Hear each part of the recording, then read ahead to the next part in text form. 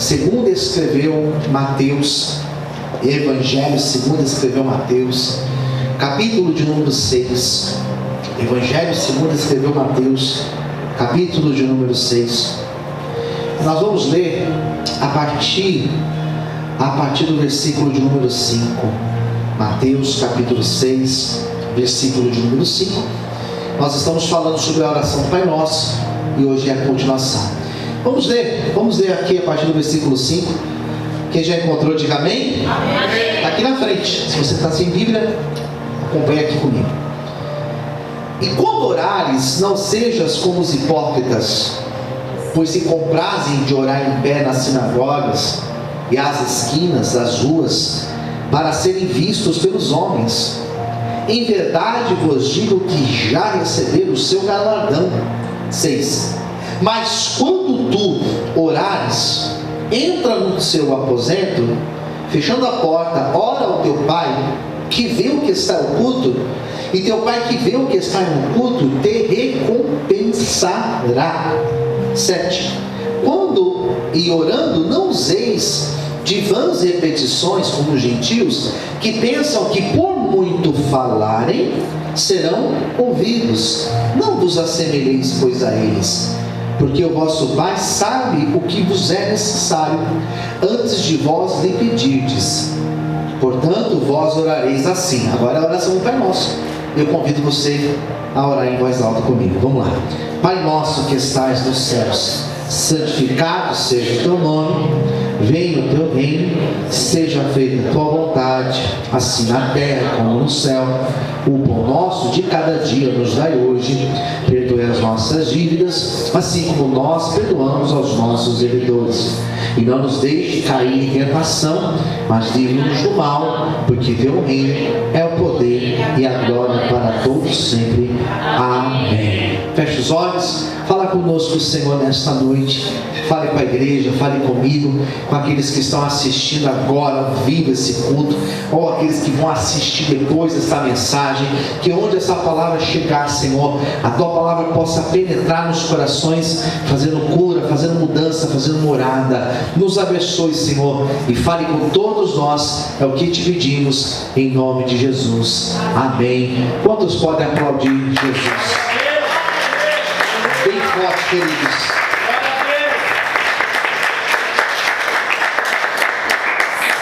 Não sei se você veio semana passada, mas domingo passado foi uma das mensagens mais profundas que eu já ministrei do altar dessa igreja. São mais de 20 anos aqui nesse altar, e semana passada foi uma das mensagens mais profundas que eu ministrei. Não sei se você estava aqui, eu não sei se você ouviu, eu não sei se você lembra, mas a palavra que eu falei na semana passada foi sobre perdão.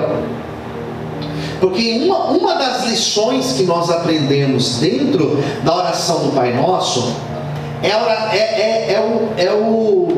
o propósito do perdão. E falar sobre perdão é uma das coisas mais difíceis de nós falarmos, porque é difícil perdoar.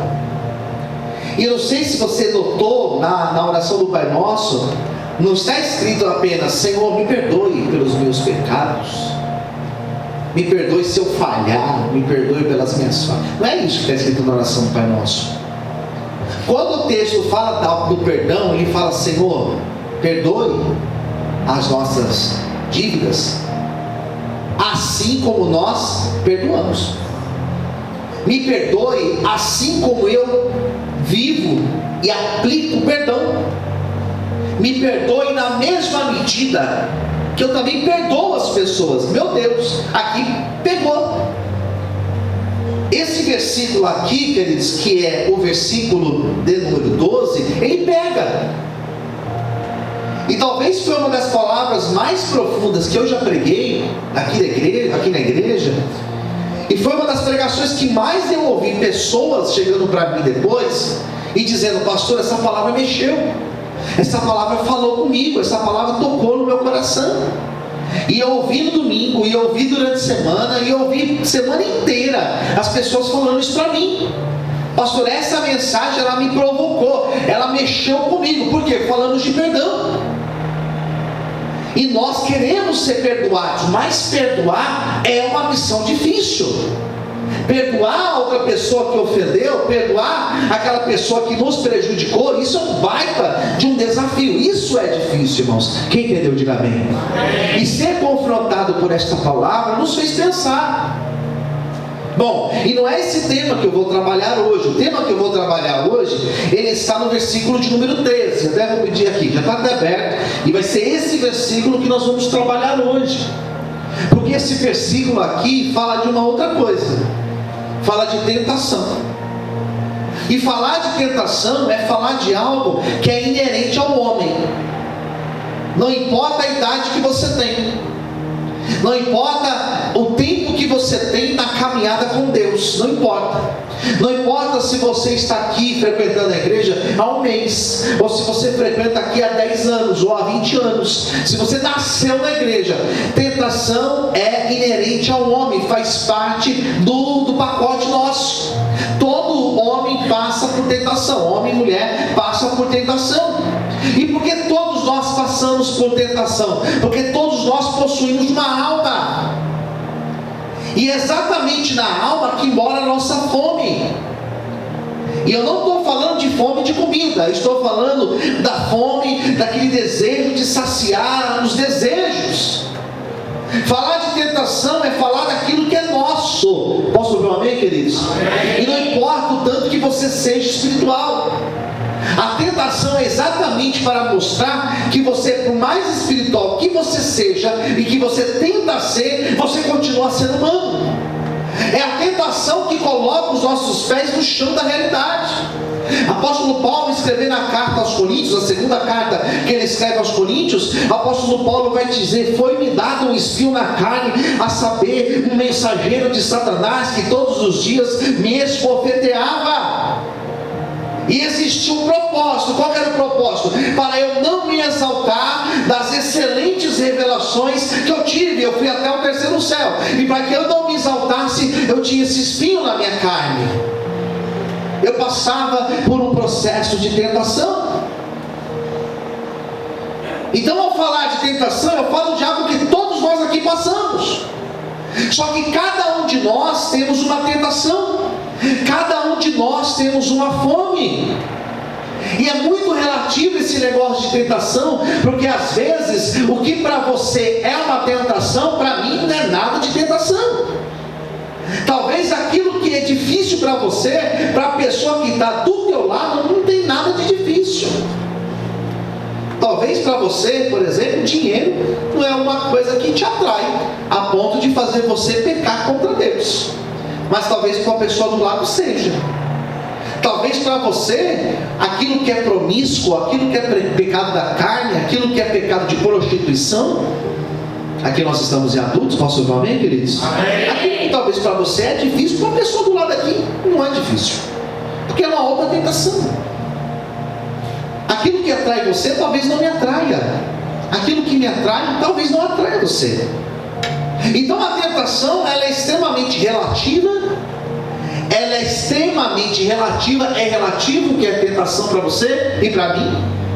Para alguns aqui, entrar dentro de um bar não é problema nenhum, porque para você não tem dificuldade nenhuma em entrar em ambientes que tem bebida, que tem a droga, por exemplo. Mas talvez para uma outra pessoa, passar na porta de um lugar assim é extremamente tentador. E sobre a tentação, a Bíblia fala algumas verdades. E a primeira verdade que a Bíblia fala acerca de tentação é que nós temos que fugir dela. Posso ouvir um amém, queridos? Amém. E o exemplo que nós temos é o exemplo de José.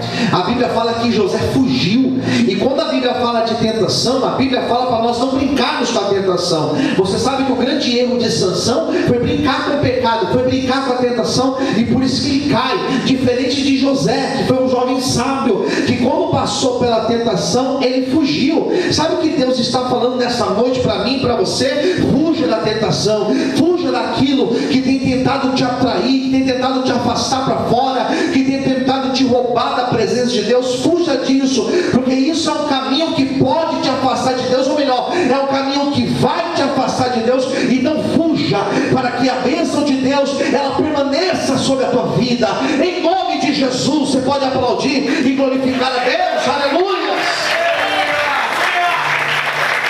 Posso ouvir um amém, queridos? E um dos maiores enganos que eu vejo sobre tentação é que quando se fala do tema tentação dentro de um culto, geralmente as pessoas falam de duas áreas apenas. Ao falar de tentação, fala de vício. Então você que tem um vício, você que já teve um vício, você que já passou por vício, você que não sei o que é do vício, então geralmente colocam tentação relacionada a vício, que também é. E quando não é vício, é relação à sexualidade.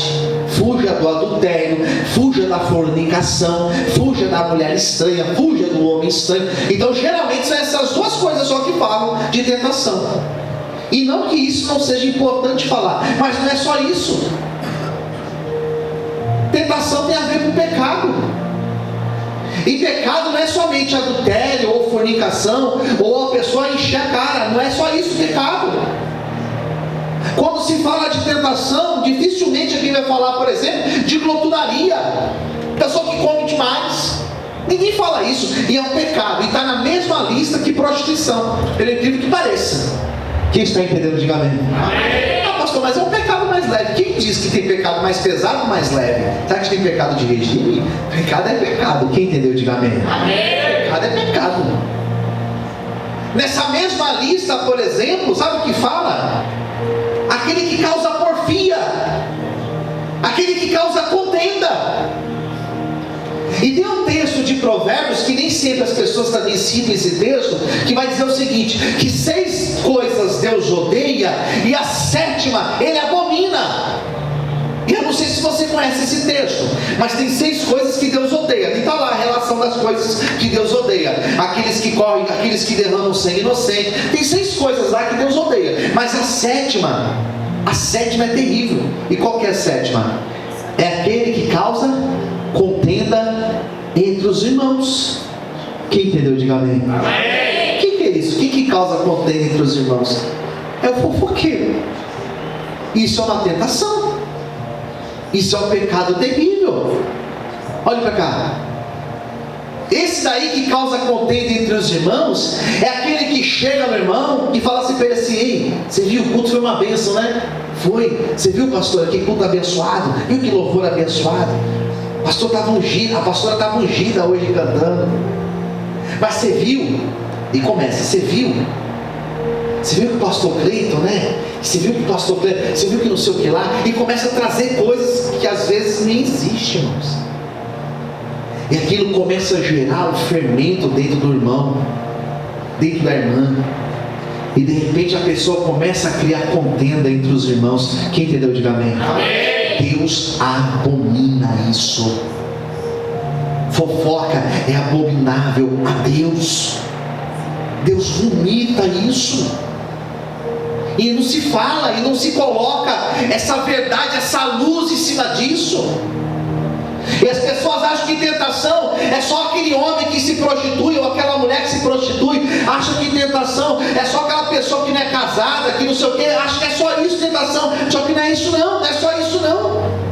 Tem um monte de coisas que quando a pessoa começa a cair nesse pecado, ela vai se envolvendo até que ela se afasta da presença de Deus, até que ela se torna um peso morto na igreja. Por quê? Porque a presença de Deus não habita mais nela. Então a pessoa está caída na tentação e ela não percebe. Ela acha que está tudo bem, e o grande problema é que não está tudo bem. O grande problema é que o diabo não tem pressa para destruir a pessoa, para destruir o ministério dela, para destruir a família dela. O diabo não tem pressa. Ele vai agir, ele vai semeando, ele vai criando situações até que a pessoa cai e sai da presença de Deus. E é por isso que nessa noite Deus está dizendo para mim e para você: fuja da tentação, porque Deus tem uma obra na nossa vida e Ele quer usar a tua vida e a minha vida na presença dEle. Você pode exaltar e glorificar a Deus por isso, aleluia. Você pode aplaudir o Senhor, queridos. Diga glória a Deus.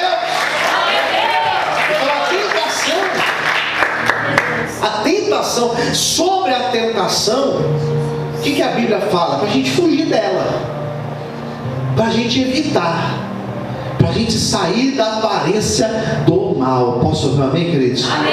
Então, se eu sei que aquele ambiente é propício a eu cair na tentação, se eu sei que existem músicas que elas vão mexer comigo, se eu sei que existem amizades que elas me influenciam para sair da presença de Deus, se eu sei que existem coisas que são prejudiciais a mim, eu preciso fugir disso, porque com tentação não se brinca. Geralmente pessoas que caem são pessoas que acham que elas estão de pé e que elas não precisam mais vigiar. E nessa noite Deus está dando essa palavra para mim e para você: vigia, porque o diabo quer tirar você da presença do Senhor. Então a primeira parte do texto fala: Senhor, não nos deixe na tentação, não nos deixe, Senhor, cair na tentação, não nos deixe, Senhor, abrir mão da nossa comunhão por causa da tentação. Fuja dela. Posso ouvir um amém, queridos? Amém. Tira isso da tua vida, fuja, porque o caminho do erro, o caminho do pecado é um caminho que o diabo ele sempre vai agir de uma forma, ele vai tentar nos induzir dizendo que não faz mal. Ele sempre vem de forma camuflada, né, pastor Cleiton? Ele sempre vem de forma usando máscaras, e parece que está tudo bem, e parece que é só um gole, e parece que é só isso, é só aquilo, mas é só uma conversa, mas é só tal coisa, não tem problema, é só uma situação, é só um dinheiro que eu vou conseguir um benefício aqui, e parece que está tudo bem, parece que não vai fazer mal. É só um negócio aqui que eu vou me beneficiar, mas depois eu volto. Esse depois eu volto, é aí que o diabo entra na nossa vida. Posso ouvir amém, queridos? Se não é honesto, não é de Deus. Você vai ter que mentir no meio do caminho. Deus não está nesse negócio. Se eu não vou poder falar para minha esposa, Deus não está nesse negócio.